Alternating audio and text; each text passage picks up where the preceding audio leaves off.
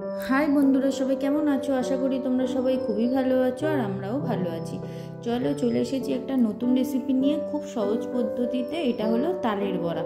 প্রথমে আমি তাল নিয়ে নিলাম, তালটাকে প্রথমে ভালো করে ছাড়িয়ে এরকম করে ঘষে নিলাম, দেখো যেইভাবে দেখাচ্ছি।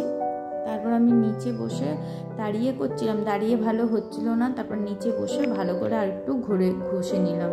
দেখো আমি এখানে একটা তাল নিয়েছি, পরে আবার আরেকটা তাল নিয়েছি, দুটো তালকে আমি এইভাবে ছেনে নিয়েছি। তোমরা যখন করবে এইরকম ছেনে, যদি তালটা একটু তিতো মনে হয় তাহলে একটা সুতির কাপড়ে ঢেলে একটু ঝুলিয়ে দেবে। আমার আগের তালের ভিডিওতে আছে, কিন্তু আমি তালটা একটু আঙুলে করে দেখলাম যে তিতো নয়, সেই জন্য আর ঝুলাইনি, সেরকম কষ নেই। আর দেখো এখানে 6খানা আটি, দুটো তালে তিনটে, সেটাই দেখাচ্ছি। আর ঘষবে যতক্ষণ না আটিগুলো সাদা হয়ে যায়, সাদা হয়ে গেলে আর ঘষতে হবে না। এবারে আমি তালটাকে নিয়ে নিচ্ছি, যেটা ঘষে বের করেছিলাম। দেখো আমার দুটো তালে 2 বাটি তালের শাঁস হয়েছে, মানে তালের পিউরে। এবারে আমি নিয়ে নিলাম ভালো করে। এর মধ্যে আমি দিয়ে দেবো 4টে কলা। তোমরা তোমাদের টেস্ট অনুযায়ী সব কিছু দিতে পারো। দিলাম একটা গোটা নারকেল, মানে কুড়িয়ে। তার মধ্যে আমি দিয়ে দেবো সুজি। আগেও বলেছি তোমরা তোমাদের টেস্ট অনুযায়ী সব কিছু দিও। এখন দিয়ে দিচ্ছি আমি চালের গুঁড়ো 2.5 চামচের মতো। আর এখন দিলাম নুন একটু। এবার আমি চিনি দিয়ে দেবো পরিমাণ মতো, তোমরা তোমাদের টেস্ট অনুযায়ী কম বেশি করতে পারো। খুব সহজ আর খুব ভালো হয় খেতে, এইভাবে করে দেখবে যে খুবই টেস্টি হয়েছে। আর এবারে আমি ময়দা দিয়ে দিলাম। এখানে আমি 1 কেজির মতো ময়দা নিয়েছি, নিয়ে এবারে ভালো করে মিক্স করে নেব। দেখো এইভাবে ভালো করে মিক্স করব, কেন কলাগুলো আমি আগে মানে চটকিয়ে নিই, সেই জন্য। এই দেখো ভালো করে মাখিয়ে নিয়েছি। এবার এটাকে ভালো করে ফাটাবো। এতটা তো ফাটানো যাচ্ছে না, তাই আমি অল্প অল্প করে ফাটাবো। এই যে বাটিতে নিয়ে ঠিক এইভাবে ফাটিয়ে নেবো। দেখো কি সুন্দরভাবে হচ্ছে, এই দেখো কি সুন্দর হয়েছে। একটা কথা বলে দিই, ওই বেতের ঝুড়ি বা ওই কঞ্চির ঝুড়িতে যদি তোমরা তাল ছানো, তাহলে কিন্তু শুয়োগুলো খুব কমই পাবে। কেন নাহলে দেখবে অনেক সময় বড়া খেলে বড়ার মধ্যে অনেক শুয়ো পাওয়া যায়, তালে মানে কিন্তু ওই ঝুড়িতে ছানলে সেগুলো থাকে না, সেই জন্যই ওতে করা।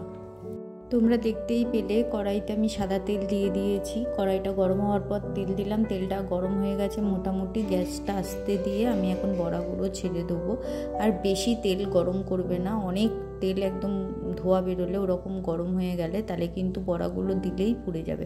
তেলটা থেকে যখন অল্প অল্প ধোয়া বেরোবে আর হাতটা উপরে দিয়ে একবার দেখে নেবে, মানে তেলের ভেতর না, উপরে কড়াইয়ের উপরে রাখলে গরমটা অনুভব করতে পারবে, তাহলে ভাববে তেলটা মোটামুটি গরম হয়ে গেছে। মোটামুটি গরম হয়ে গেলে বড়াগুলো ছেড়ে দেবে আর গ্যাসটা আস্তে দিয়ে দেবে। আস্তে আস্তে হবে, ভালো হবে, ভেতরটা হবে। আর যদি অনেক জোরে দিয়ে করো তাহলে বাইরে দিয়ে হয়ে যাবে আর ভেতরে কাঁচা থাকবে। যখন তোমরা বড়াগুলো দেবে দেখবে যে একদম নিচে পড়ে গেছে, আর যখন ও হয়ে যাবে আপনি ভেসে উপরে উঠবে, তখন ভাববে যে হয়ে গেছে। গোল্ডেন ব্রাউন হওয়া অবধি অপেক্ষা করবে, করে কিন্তু তোমরা বড়াগুলো তুলে নেবে। এতে টেস্ট অসাধারণ হয়, খুব সুন্দর হয় খেতে। এবার আমি লাল লাল যেগুলো হয়েছে সেগুলো তুলে নেবো, আর যেগুলো এখনো হলুদ হয়ে আছে সেগুলো আর একটু হোক। গ্যাসটা আস্তে দেওয়া, আস্তে আস্তে না ভাজলে বাইরে দিয়ে মনে হবে হয়ে গেছে আর ভেতরে কাঁচা থেকে যাবে, সেই জন্য টাইম নিয়ে ধৈর্য ধরে একটুখানি ভাজতে হবে।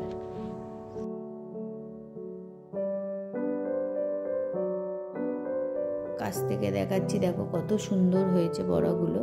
এবারে এটা আমি একটা থালার মধ্যে নিয়ে নিচ্ছি। এবার বাকিগুলো হয়ে যাক, তারপরে একেবারে নামিয়ে তোমাদের দেখাচ্ছি।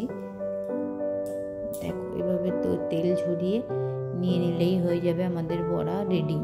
আর খেতেও অসাধারণ হয়েছিল, একদম মুচমুচে নরম, খুব সুন্দর। অবশ্যই তোমরা এটা বাড়িতে ট্রাই করো আর তোমাদের গোপাল সোনাকে করে খাইও। সামনেই জন্মাষ্টমী আসছে, খুব ভালো হয় খেতে। দেখো আবার তেলটা গরম হবে, তারপরে আবার আমি দেব। যাই হোক দেখিয়ে দিলাম তোমাদের। আর এই দেখো এটা ফার্স্টবারে যেটুকু মানে করেছিলাম সেটুকু। ইবুসোনাকে বললাম টেস্ট করে দেখতে, ইবুসোনা এসে গেছে নিচের থেকে। দেখো ও দেখাচ্ছে কেমন হয়েছে। ভেতরটা দেখো জাস্ট কি সুন্দরভাবে হয়েছে। এই দেখো, দেখেছো? যাই হোক, আমার ভিডিওটা আমি এখানেই শেষ করলাম। কেমন লেগেছে আমার ভিডিওটা অবশ্যই কমেন্ট করে জানিও। ভালো লাগলে অবশ্যই লাইক করো। আর সবাই ভালো থেকো, সুস্থ থেকো। টাটা সবাইকে।